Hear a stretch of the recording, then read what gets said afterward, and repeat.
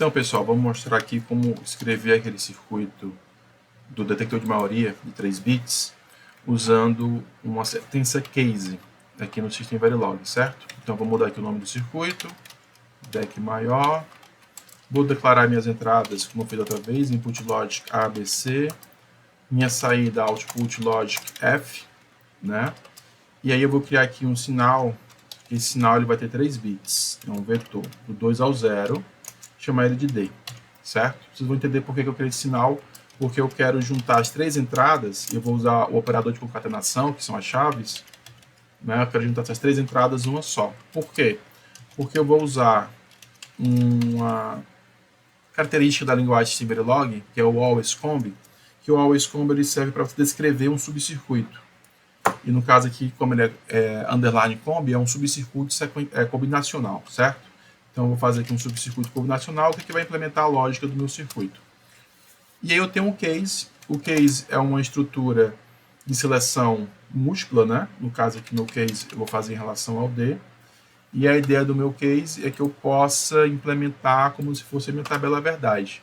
Aí, para isso, eu vou ter que listar todos os valores possíveis do D, que no caso aqui o D tem 3 bits, então são 8 valores. E vou estipulando um valor para a saída. Vocês estão vendo aí que eu estou utilizando as constantes em System Verilog, né? Então, o formato da constante eu coloco o número de bits da constante, né? Que é o caso aqui 3 bits, aspas simples, B e o valor, né? E aqui eu vou colocar os valores, todos os valores que eu tenho na minha tabela verdade, os 8 valores possíveis para a gente poder fazer esse circuito. Pus um valor a mais, que esse valor a mais aqui eu vou chamar de default. O default é quando não entrar em nenhuma das condições de cima, ele vai para a condição de baixo, né, a condição padrão. E aqui eu também preciso finalizar o case com o end case. Então, basicamente, essa é a notação. Tá? Então, vamos só rever aqui o que eu estou fazendo. Lembrando que esse circuito aqui ele tem que ser nível lógico alto, sempre que 2 ou mais saídas forem nível lógico alto, que é basicamente isso que eu fiz aqui. Então, vamos lá. Eu declarei meu módulo, DEC maior, com 3 entradas do tipo lógico, ABC, uma saída do tipo lógico F. Aqui dentro do circuito, eu declarei um sinal D, que esse sinal D eu atribuí a concatenação de ABC, ou seja, eu peguei 3 sinais de um bit e formei um array de 3 bits, que é o D. E o always-comb, que é esse subcircuito combinacional, que é aqui que eu vou implementar a minha lógica, e aí eu usei a estrutura de seleção múltipla, que é o case, né? Que aí permite que eu implemente o circuito como se fosse uma tabela verdade, né? Então, basicamente, eu tenho que listar todos os valores possíveis de case, botei um valor aqui padrão, caso esses valores aqui não entrem. Você pode até se perguntar como é que não entraria se eu coloquei todos os valores possíveis de 3 bits, é porque o tipo logic, ele tem, cada bit pode assumir 4 valores, né?